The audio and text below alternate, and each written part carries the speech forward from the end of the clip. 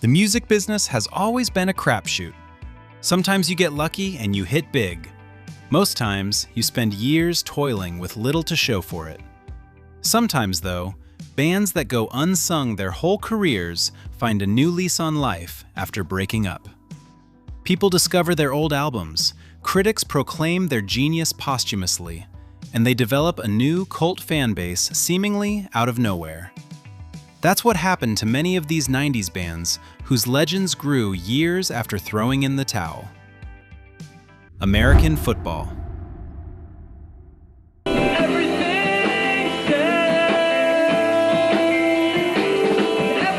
Formed in 1997 at the University of Illinois in Urbana-Champaign, this band released their self-titled debut album in 1999, filling it with an unusual blend of jazz drumming, complex syncopated time signatures, and confessional lyrics.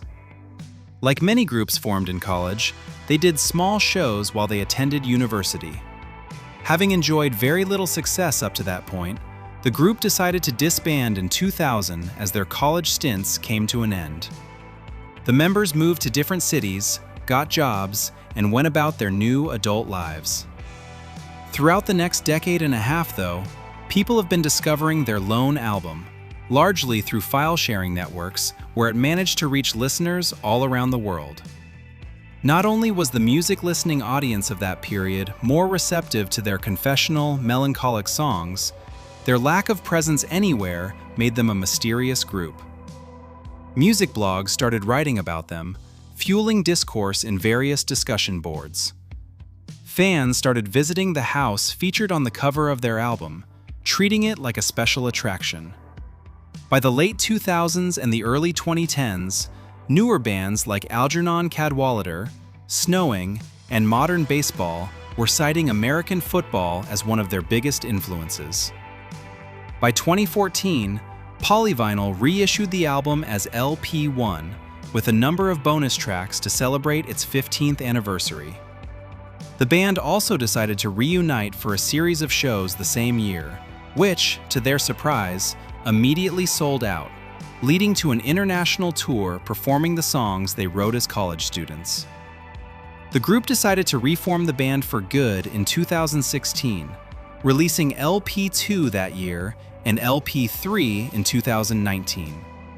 The latter album even featured Paramore's Hayley Williams and Slowdive's Rachel Goswell on guest vocals. They also plan to release a new album this year, with a world tour commencing in May. Slint.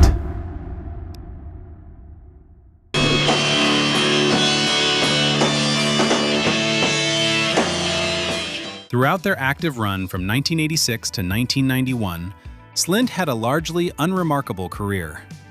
Emerging from the local punk scene, the band formed to play something different than traditional hardcore. They released their debut, Tweeze, in 1989 with Steve Albini on the board, played only a few shows, and recorded a second album, this time with producer Brian Paulson, in August of 1990. Before the album was even mixed, frontman Brian McMahon decided to leave the group, with the band quietly dissolving in the aftermath of his departure. The next year, Touch and Go Records decided to release the album anyway. No one knew the band, and they weren't together anymore, so sales were expectedly scarce. However, they did have Steve Albini on their corner, who wrote a rave review for the album on Melody Maker that stirred up some buzz. As the 90s continued, other bands who were friends with members of Slint, such as Jesus Lizard and Palace Brothers, achieved some amount of success. During interviews, some of them would occasionally mention this little-known album from 1990 called Spiderland. It happened often enough with different enough artists that myths about the defunct group started to form. By 1995, one of Slint's songs was included in the soundtrack for the cult classic indie movie, Kids. By the late 90s, the post-rock atmospheric sound they pioneered in Spiderland became its own subgenre. The band eventually reunited in 2005, performing at the All Tomorrow's Parties Festival in the UK. They also toured in 2007 to do the album tour they never got to do during the 90s, only regrouping again in 2014 to support the Spiderland remastered box set before once again going off into the sunset.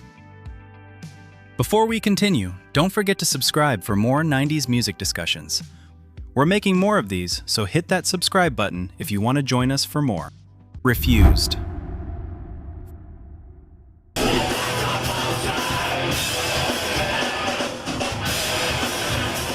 Formed in 1991, this Swedish hardcore band released 3 albums in the 90s. The first two, 1994's This Just Might Be the Truth and 1996's Songs to Fan the Flames of Discontent, were staples on many hardcore fans' playlists back in those days.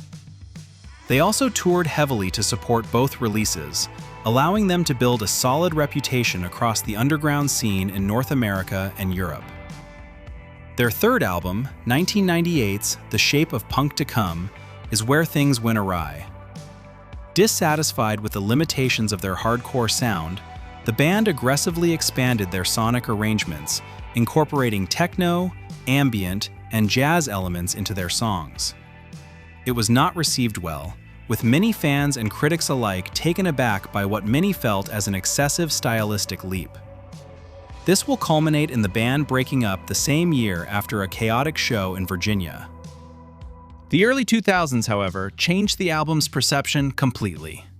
New Noise, a song from the record, suddenly found itself in various media, such as Tony Hawk's Underground, the action movie Crank, and the sports drama Friday Night Lights. Bands of the period, from Paramore and Mars Volta to Linkin Park, would cite the group and their third album specifically as a major influence. That same record will become a popular conversation topic for music blogs and discussion boards. By the time Refused reunited in 2012, they were no longer playing basement shows and youth centers. Instead, they took to the stage in Coachella, Spain's Primavera Sound, UK's Download Festival, France's Hellfest, Japan's Fuji Rock Festival, and other big events worldwide. They also recorded a new album in 2015 and even made the music for the fictional band Samurai in Cyberpunk 2077. Duster.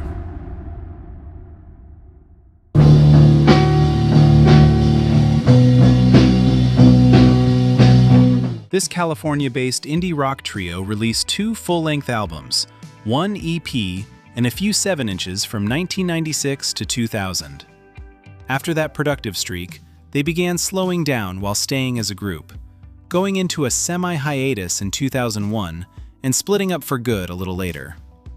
For over a decade since that time, the band didn't perform live or release new music, and the group stayed in relative obscurity for much of it. By the mid-2010s, however, something changed. They developed a very young, very online fan base. Many attribute it to the discovery algorithms of YouTube and Spotify, which ended up recommending the band's old music to younger fans. Their music has also been heavily used on TikTok, with songs like Inside Out and Me and the Birds becoming staple soundtracks for very specific types of memes. The band got so big, they eventually reunited in 2018, playing sold-out shows to packed rooms. Funny enough, those shows were packed not with middle-aged 90s kids like many reuniting bands from the decade. Instead, it was filled with mostly younger individuals who related to their 20-year-old, slow and detached lo-fi jams. With their newfound fan base, the band decided to continue releasing new albums, putting out a self-titled album in 2019, Together in 2022, and In Dreams in 2024. Mineral.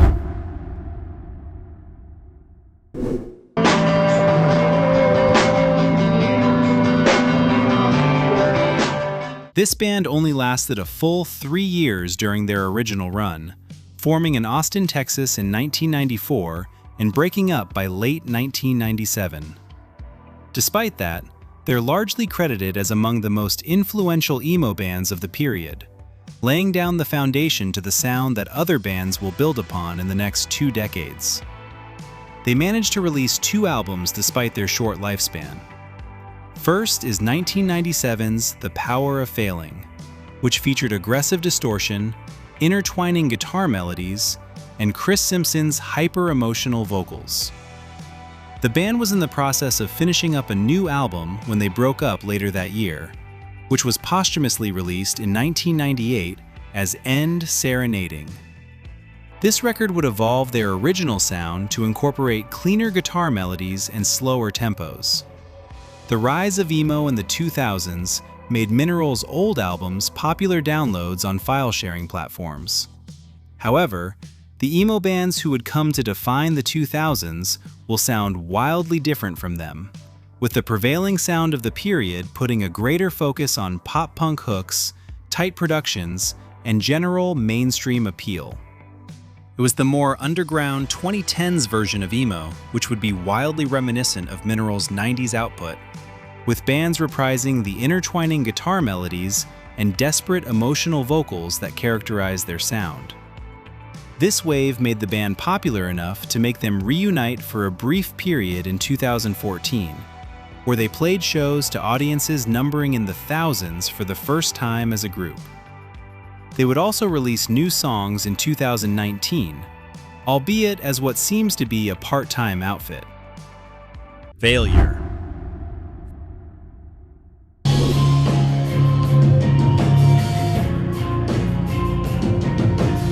Failure wasn't really ignored during their 1990s run. Their two early albums, 1992's Comfort and 1994's Magnified, both reviewed pretty well, especially the second one, and built up a cult fan base for the group. Not only did it earn them critical praise, it even got them an opening tour slot for Tool, whose members were big fans of the group. Their third album was even more acclaimed. Considered by many as a landmark release for 90s space rock, 1996's Fantastic Planet is a 17-track album that explored themes of addiction and isolation, backed by a heavy alt-rock sound with atmospheric production. It spawned their biggest hit, Stuck on You, which received steady MTV rotation.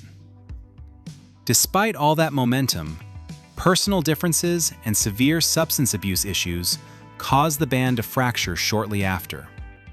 Their record label, Slash Records, was also absorbed by Warner Brothers, which promptly pulled promotional funding for the album, further compounding their problems. All these things coming together led to the band's breakup the next year. As the alternative rock sound evolved to incorporate more of the atmospheric textures of space rock in the 2000s, however, more people grew to appreciate the band's work, especially on Fantastic Planet.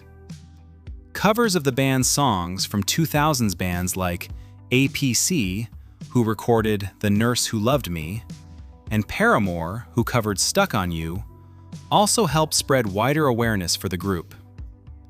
By 2014, the band has gained enough momentum while on hiatus to actually stage a proper comeback. Instead of merely doing reunion tours like other bands from the 90s who are being rediscovered by a new generation, they actually wrote and recorded new material. That will lead to 2015's The Heart is a Monster album, which modernizes the melodic space rock they perfected on Fantastic Planet. They will also release In the Future Your Body Will Be the Furthest Thing from Your Mind in 2018 and Wild Type Droid in 2021, basically taking on the release schedule of an actual full-time band. To this day, they have managed to retain a dedicated fan base, allowing them to continue making new music in the foreseeable future. Sublime.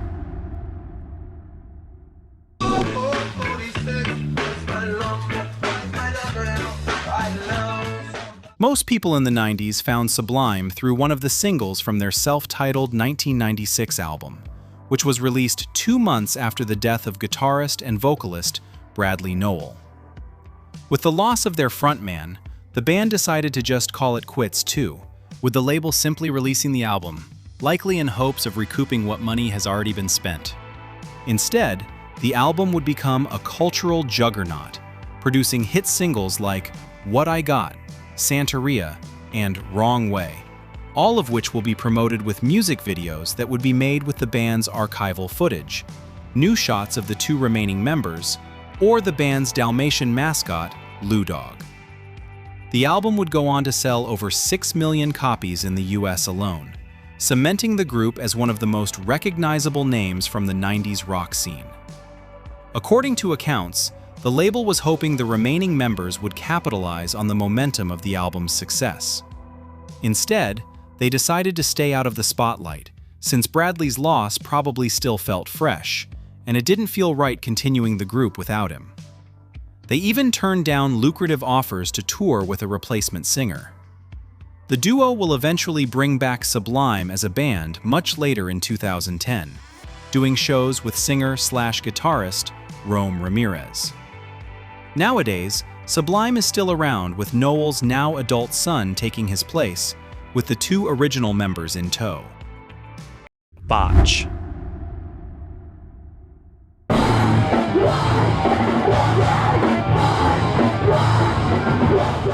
Made up of high school friends from Tacoma, Washington, this band started out playing a raw and chaotic brand of hardcore that quickly caught the attention of seminal metal label Hydra Head Records. They released 2 full-lengths under the outfit, namely 1998's American Nervoso and 1999's We Are the Romans. While the first album already showcased the group's complex metalcore sound, it was We Are the Romans that really brought their sound together, with its heavy riffs, shifting rhythms, and technical precision. The album received massive acclaim, with many in the scene instantly declaring it a game-changer for the genre. However, they were still an indie band, and the grind of DIY touring will eventually catch up with the group. By 2002, they will release a final EP, an anthology of dead ends, and play their farewell show. The 2000s saw a rise in popularity for metalcore and its subgenres, with bands like the Dillinger Escape Plan and Every Time I Die actually finding a spot on magazine covers and MTV rotation. Many of the bands that will come out of this movement will inevitably point to Botch as one of their inspirations, leading to the band being canonized posthumously as among the most important metalcore bands, expanding their audience beyond fans from the late 90s and early 2000s. Some of Botch's members also moved on to bands that will find success in the next 2 decades, specifically Minus the Bear and Russian Circle, which further helped extend the reach of their 90s work. In 2021, indie label Sargent House acquired Botch's catalog, remastered it, and reissued their entire discography on vinyl, which got pushed pretty heavily on streaming algorithms. If you read music websites during that period, you probably came across 1 or 2 retrospective reviews for this reason, which further introduced the group to a wider audience. This would spur the group to reunite and release a new single in 2022, which would lead to successful 2023 reunion tour. Codeine.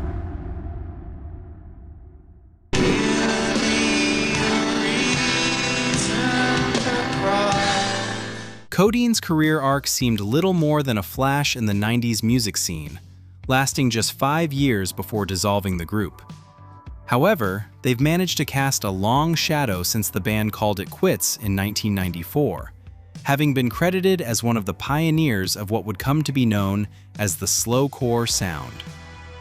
In the period they were together, the band only managed to put out 2 albums, Frigid Stars from 1990 and The White Birch in 1994, with a single EP release in between them.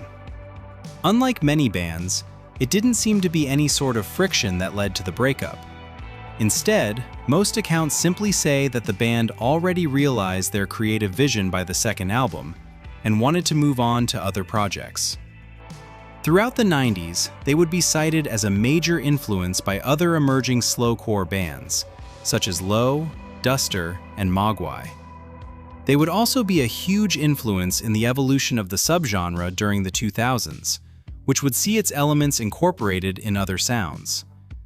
Interest in the band's old music would remain high throughout the next decades, prompting the Numero Group to release a comprehensive Codeine box set called When I See the Sun in 2012.